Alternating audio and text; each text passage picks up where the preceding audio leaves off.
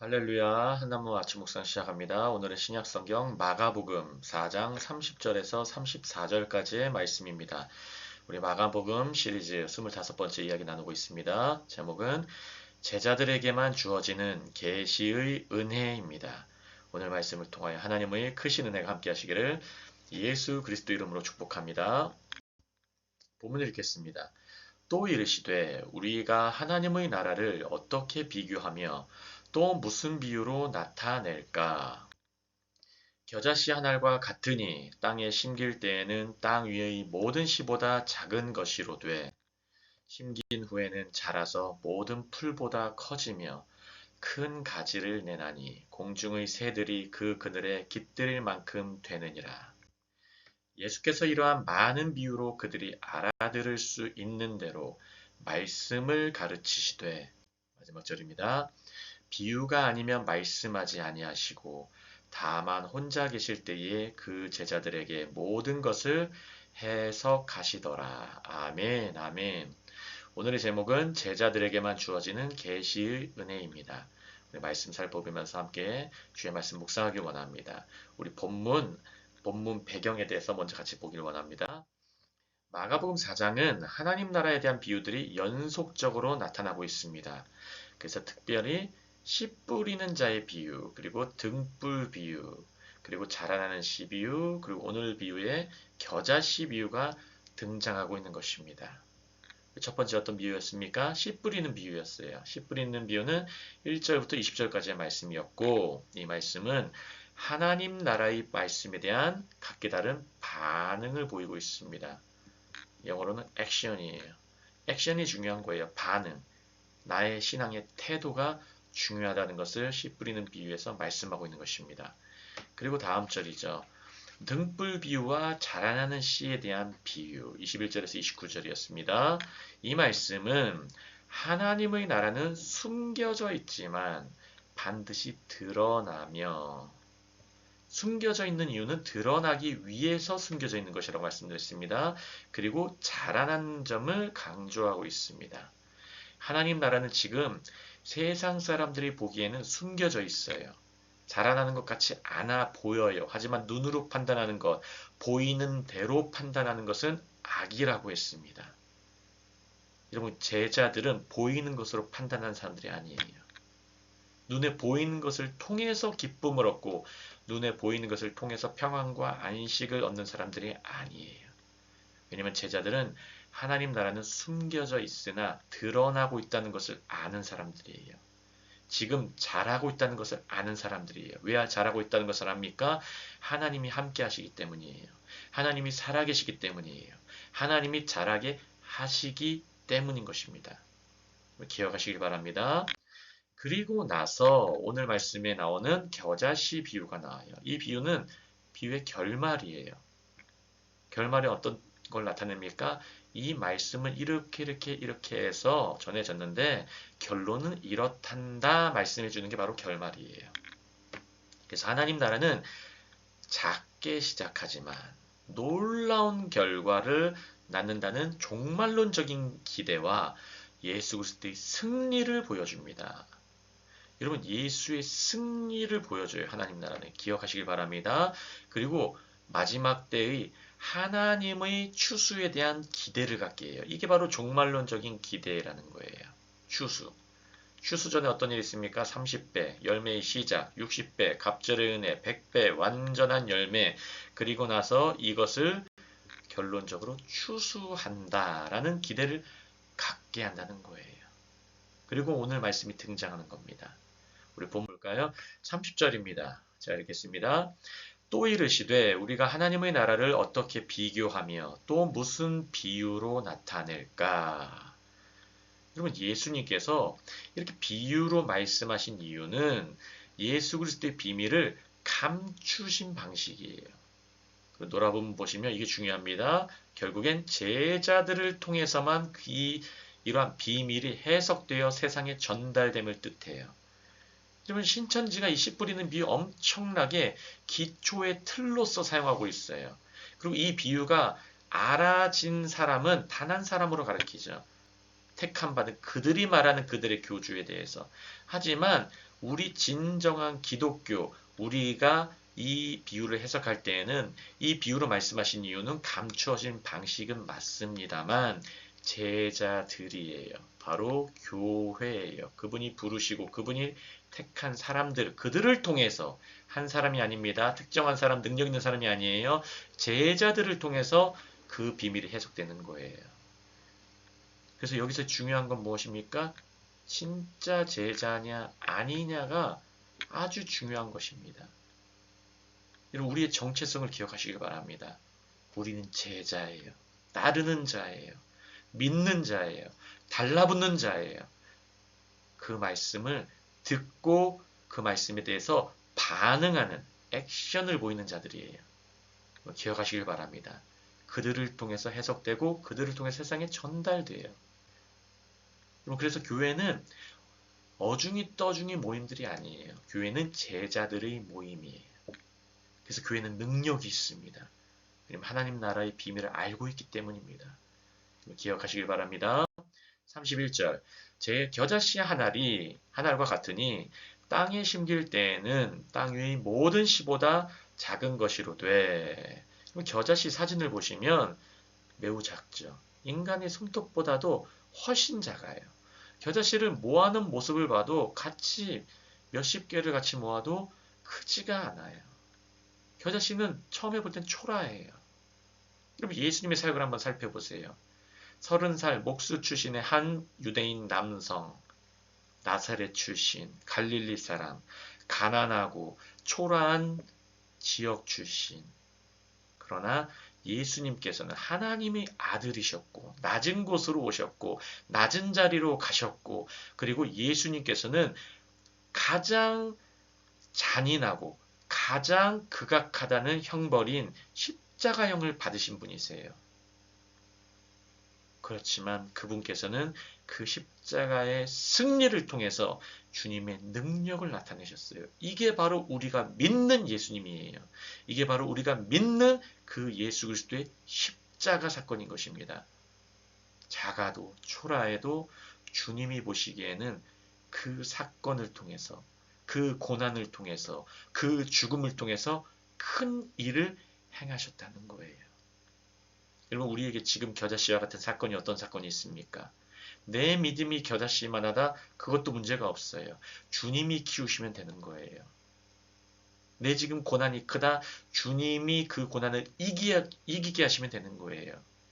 때로는 죽음과 같은 어려운 상황에 있다 주님이 부활시키면 되는 거예요. 나사로처럼 살아나면 되는 거예요. 야이로의 딸처럼 살아나면 되는 거예요. 그것도 간증이 됩니다. 주 안에 있는 자는 고난도 간증이 돼요. 주 안에 있는 자는 죽음도 간증이 돼요. 주 안에 있는 자는 고통과 고난과 핍박과 환난이 와도 결국에는 모든 것이 간증의 도구가 될 뿐이에요. 하나님 영광 높이는데 사용되는 그런 도구들이 될 뿐이에요. 오늘 하루 그 말씀, 이 메시지 기억하시기를 예수 그리스도 이름으로 축복합니다. 32절입니다. 심긴 후에는 자라서. 여러분 예수님께서 우리 안에 심기시면 말씀이 우리 안에 심겨지시면 자라요.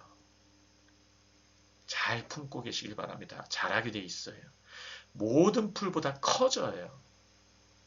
자라고 커지고 30배, 60배 되는 거예요. 그리고 큰 가지를 내요. 우리 한나무 교회입니다. 가지들이 여러 가지들이 모여서 나무가 돼 있는 교회예요. 100배 주님께서 결실을 맺게 하시는 거예요. 이번 주 1주년이고 하나님께서 이제 여러 민족도 하게 하시고 모이게 하시고 여러 민족도 만나게 하시고 예배하게 하시고 연합하게 하게 하시고 파키스탄 예배도 시작하게 하시고 주님께서 새 일을 여러 가지 행하고 계십니다. 그렇게 되면 어떻게 됩니까? 밑줄 친 무엇입니다? 공중의 새들이 그 그늘에 깃들일 만큼 되느니라. 우리 앞에 화면 파란 부분 보시면 예수님 자신이 겨자씨세요.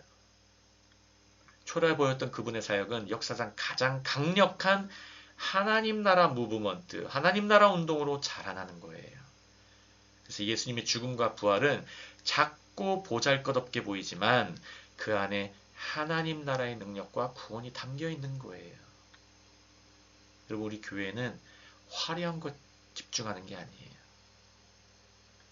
우리 교회는 눈에 보이는 것에 집중하는 것이 아니에요. 여러분, 진짜 제자와 진짜 교회는 눈에 보이지 않아도 능력 있고, 눈에 보이지 않아도 하나님 나라가 지금도 자라나는구나, 그리고 커지고 있구나, 그리고 가지를 내고 있구나, 그리고 공중의 새들이 그 그늘에 깃들일 만큼 되고 있구나라는 본을 그 눈을 가진 사람들의 모임이 바로 하나님 나라의 교회라는 거예요. 이 교회에 달라붙으시길 예수 그리스도 이름으로 축복합니다. 그리고 나서 이제 다음 파란 부분 보시면 공중의 새가 깃든다는 이 표현은 구약성경 에스겔서 다니엘서의 열방이 이방인들이 그 안에 들어오는 보편적인 구원, 유대인만이 아니라 이제는 이방인께까지 열린 그 구원을 상징하고 있어요. 예수 그리스도 안에서 이방인도 함께 구원받는 하나님 나라, 이게 구약성경부터 이미 펼쳐지고 있는 사건인 거예요. 기억하시길 바랍니다.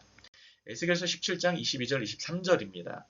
주 여호와께서 이와 같이 말씀하시되 내가 백향목 꼭대기에서 높은 가지를 꺾어다가 심으리라. 내가 그 높은 세 가지 끝에서 연한 가지를 꺾어 높고 우뚝 솟은 산에 심되 이스라엘 높은 산에 심으리니 그 가지가 무성하고 열매를 맺어서 아름다운 백향목이 될 것이요 각종 새가 그 아래 깃들이며 그 가지 그늘에 살리라. 여러분, 이런 역사가 우리 자신에게, 우리 한나무교육에 함께 하시기를 예수 그리스도의 이름으로 축복합니다.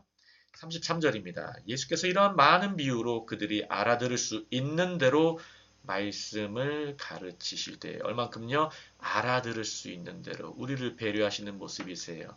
그리고 왜 하필이면 비유로 말씀하시냐면 여러분, 비유로 말씀하신 예수님의 방식은 예수 그리스도의 신비함과 심판하심을 드러내고 있는 거예요. 예수님의 신비함은 그냥 눈으로 바라보고 예수다, 눈으로 바라보고 기적이다, 이것은 안 되는 거예요. 그 기적 안에 담긴 진리, 눈으로 봤을 때 행해진 그 표적, 그 가운데 담겨진 진리를 봐야 되는 거예요. 제자들은 보고 깨달을 수 있는 거예요. 보고 알아들을 수 있는 거예요. 그리고 그 안에 심판이 담겨져 있어요. 보고서 깨닫지 못하면 장님이라는 뜻이에요. 보고서 알아차리지 못하면 지금 어둠에 있다는 거예요. 여러분, 어둠에 있으신 분들은 말씀 듣고 눈이 밝아지시길 원합니다. 말씀 듣고 귀가 열려지시길 원합니다. 말씀 듣고 마음이 열려지시기를 원합니다. 그 마음 안에 말씀이 침투하기를 원합니다. 말씀이 들어가서 30배, 60배, 100배 되기를 예수 그리스도 이름으로 축복합니다. 주님이 지금도 오늘도 말씀하면서 계속해서 우리에게 말씀을 주시는 거예요. 알아들을 수 있는 대로. 알아듣는 역사가 성령의 은혜로 말미암아 함께 하시기를 예수 그리스도 이름으로 축복합니다. 마지막 절입니다. 비유가 아니면 말씀하지 아니하시고 그리야지 갈라지기 때문이에요. 구별하시기 위함이에요. 다만 혼자 계실 때에 그 제자들에게 모든 것을 해석하시더라. 혼자 계실 때에 제자들이란 이름의 뜻 자체가 따르는 자예요. 마세이테이스, 따르는 자들. 누가 따르는 것입니까? 예수를 믿는 자. 혼자 계실 때에 예수께 달라붙는 자예요. 그래야지 얻어먹는 거예요. 그래야지 주님 안에서 해석이 이루어져요. 주님께서 해석해 주세요. 하나님 나라 이런 거란다. 비유는 이런 뜻이었단다. 주님께서 해석해 주세요. 풀어주세요. 알려주세요. 진리를 펼쳐주세요. 그래서 앞에 파란 부분 보시면 듣고도 깨닫지 못하는 자는 어둠 안에 있는 자입니다. 그 자체가 심판이에요. 그래서 제자들에겐 계시 은혜, 계시는 나타남이라는 뜻이에요. 펼쳐진다는 뜻이에요. 숨겨진 것이 드러난다는 뜻이에요. 제자들에게는 달라붙는 자, 믿는 자, 따르는 자들에게는 깨달아지는 은혜, 열려지는 은혜가 주어지는 것입니다. 오늘 말씀을 통해 계시 은혜가 확장되시기를 예수 그리스도 이름으로 축복합니다. 오늘의 묵상 포인트입니다. 첫 번째, 내가 지금 심고 있는 말씀, 기도, 사랑과 헌신은 작아 보여도, 겨자씨같이 보여도 반드시 자라고 열매를 맺습니다. 일상의 작은 순종을 소중히 여기시고 하나님 나라의 관점을 회복하시기를 예수 그리스도 이름으로 축복합니다. 두 번째, 예수님의 비유는 제자들에게만 해석되었습니다. 말씀을 듣는 것에서 멈추지 말고 이해하고 실천하는 제자로 성장하기를 원하십니까? 그렇다면 예수님을 통해 깨달은 말씀을 주변에 전파하시기를 축복합니다. 전파하면은 전파하는 자에게 주시는 은혜가 있어요. 더 깨달아져요. 더 마음에 새겨져요. 제자 삼으라고 하는 주님의 말씀은 제자 삼을 때에 내가 이미 제자 되는 것은 전제가 되어 있어요. 내가 말씀 전할 때 그 말씀은 내 안에 계속 더 깊이 새겨져요. 그게 스승이 갖고 있는 은혜라는 것입니다. 이런 은혜가 전파하심으로 깨달으시기를 예수 그리스도의 이름으로 축복합니다. 우리 함께 기도합니다. 제가 먼저 기도하겠습니다. 기도하겠습니다. 제가 기도합니다. 할렐루야. 하나님 아버지 너무나 감사합니다. 오늘 마가복음 4장 특별히 겨자씨 비유의 말씀을 가지고 제자들에게만 주어지는 계시의 은혜라는 제목으로 주의 말씀 묵상하고 나눴습니다. 아버지 하나님 이 말씀을 듣는 모든 주의 자녀 백성 왕의 신부들 주님께서 붙들어 주시고 이 비유가 깨달아지고 마음 안에서 열리는 확장되는 은혜가 있도록 주님 도와주시옵소서. 성령의 기름 부어 주시사 주님께서 말씀하시는 것들이 온전히 해석되게 도와주시고 우리의 삶의 변화됨으로 나타남의 능력으로 살아낼 수 있도록 주님 역사하여 주시옵소서. 주님 오늘 하루도 성령의 은혜 가운데 주님의 은혜 붙들고 살아가는 주님의 은혜에 달라붙어 살아가는 우리 모든 한나무 가족 될 수 있도록 도와주시고 역사하시고 세임 주시옵소서. 감사하며 모든 말씀 살아계시고 역사하시는 예수 그리스도 이름으로 함께 기도합니다. 아멘, 아멘. 네, 함께 우리 묵상 나눴습니다. 우리 잠시 개인 기도하시면서 주님의 또 세밀한 음성에 귀 기울이시기를 예수 그리스도 이름으로 축복합니다.